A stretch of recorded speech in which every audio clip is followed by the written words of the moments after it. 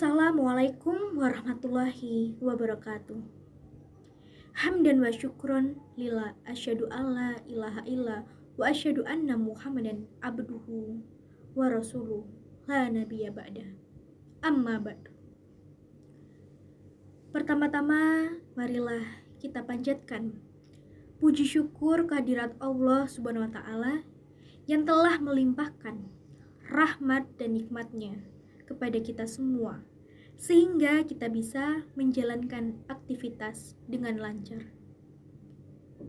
Kedua kalinya, sholawat dan salam semoga tetap terlimpahkan kepada junjungan kita Nabi Agung Muhammad Sallallahu Alaihi Wasallam yang menjadi tauladan bagi kita semua, dan kita nantikan syafaatnya min yaumi hada illa yaumil qiyamah. Hadirin yang dirahmati Allah Subhanahu wa taala, dalam room ini saya Nurul Ma'rifah yang akan menyampaikan ceramah tentang sabar dan ujian. Dalam menjalani kehidupan ini, ada banyak sekali peristiwa yang dialami, mulai dari yang baik dan menyenangkan, sampai dengan yang tidak mengenakan. Bagaimanapun juga, peristiwa tersebut tidak bisa kita pilih dan pilah. Peristiwa semuanya akan datang silih berganti. Tidak sedikit peristiwa tidak mengenakan yang singgah. Peristiwa ini yang benar-benar akan menguji keimanan kita. Apakah sabar dalam menjalaninya atau sibuk mengeluhkannya kepada Allah Subhanahu wa taala? Ujian tersebut akan datang terus-menerus. Ujian-ujian yang telah Allah Subhanahu wa taala berikan ini akan menjadi pahala dan meningkatkan derajat kita di hadapannya. Setiap manusia tentu pernah mengalami cobaan dan ujian hidup. Musibah ini dapat berupa kehilangan orang-orang tercinta, harta benda, mengalami bencana alam, kecelakaan, disakiti, dilukai, dan difitnah orang lain. Sebagai manusia biasa, tentu ada kalanya kita merasa tidak terima dengan ujian hidup tersebut. Atas berbagai musibah yang datang menerpa dalam hidup kita, maka kita harus meyakini bahwa semua bisa terjadi atas izin sepengetahuan dan kuasa Allah Subhanahu wa taala. Tidak ada satupun peristiwa terjadi di alam semesta ini tanpa diketahui Allah Subhanahu wa taala. Hingga tidak sedikit orang yang mengeluhkan ujian yang dihadapinya dan murka dengan takdir Allah Subhanahu wa taala. Perbuatan ini tentu sangat tercela. Oleh karena itu, sangat penting bagi kita untuk menerapkan sikap sabar. Dalam sebuah hadis, Rasulullah Shallallahu Alaihi Wasallam bersabda, sesungguhnya Allah Subhanahu wa taala jika mencintai suatu kaum, maka Allah akan memberikan cobaan kepada mereka. Barang siapa yang sabar, maka dia berhak mendapatkan pahala kesabarannya. Lalu, barang siapa yang marah, maka dia pun berhak mendapatkan dosa kemarahannya. Hadis riwayat Ahmad. Allah Subhanahu wa taala selalu memberikan cobaan sesuai dengan kemampuan makhluknya. Oleh karena itu, janganlah marah dan kecewa ketika menghadapi peristiwa yang sulit. Sebaliknya, kita harus berdoa dan memohon kepada Allah Subhanahu wa taala agar diberikan kesabaran sehingga mampu melewati masalah tersebut. Dengan catatan kita sabar dalam menjelajahi ujian tersebut. Dengan kesabaran penuh, Allah akan menjadikan ujian tersebut menjadi sebuah anugerah yang maha dahsyat.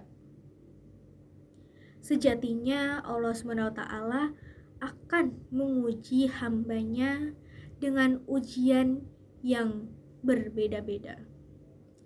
Ada yang diuji dengan harta benda, ketakutan, atau kelaparan, dan bahkan yang lainnya, sebagaimana yang terdapat di dalam Al-Quran. Wala nabluwannakum bisyai'in minal khaufi wal ju'i wa naqsi minal amwali wal anfusi was samarat wa basyiris sabirin. Dan kami pasti akan menguji kamu dengan sedikit ketakutan, kelaparan, kekurangan harta, jiwa, dan buah-buahan. Dan sampaikanlah kabar gembira kepada orang-orang yang sabar. Quran Surat Al-Baqarah ayat 155. Sebagai seorang muslim yang baik dan merasa beriman, tentu kita harus bisa berlaku sabar atas apapun yang telah Allah Subhanahu wa taala tetapkan. Hal ini karena setiap ujian yang datang adalah kiriman darinya, dan Allah Subhanahu wa taala tahu bahwa kita mampu untuk menjalaninya. Bahkan Allah sendiri telah mengatakan tidak akan menguji hambanya di luar batas kemampuan hamba tersebut. Sabar berasal dari bahasa Arab, yakni sabaro, yang artinya menahan diri. Secara istilah, sabar berarti menahan diri dari berbagai masalah, serta menahan diri untuk tidak melakukan perbuatan yang dilarang oleh Allah Subhanahu wa taala. Landasan sabar tersebut menahan diri untuk melakukan sesuatu dengan menggunakan akal dan syariat. Maka dari itu, sabar bukan teori, tapi suatu ilmu yang didapatkan dari tindakan secara langsung. Dalam Islam, sabar dibagi menjadi beberapa bagian. Sabar dalam menjalankan ketentuan dan perintah Allah Subhanahu wa taala, di mana Allah akan menjanjikan surga bagi yang menjalaninya.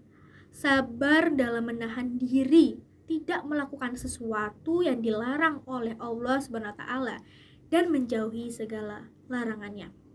Sabar dalam segala ketentuan yang telah ditetapkan oleh Allah Subhanahu wa taala. Sabar juga termasuk ke dalam rukun iman yang terakhir.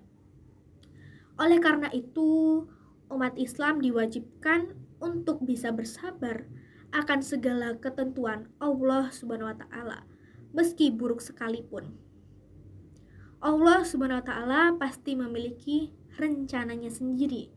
Tertuang dalam Al-Qur'an, Allah Subhanahu wa taala berfirman, Ya ayyuhalladzina amanu sta'inu bis-sabri was-shalah innallaha ma'as-sabirin.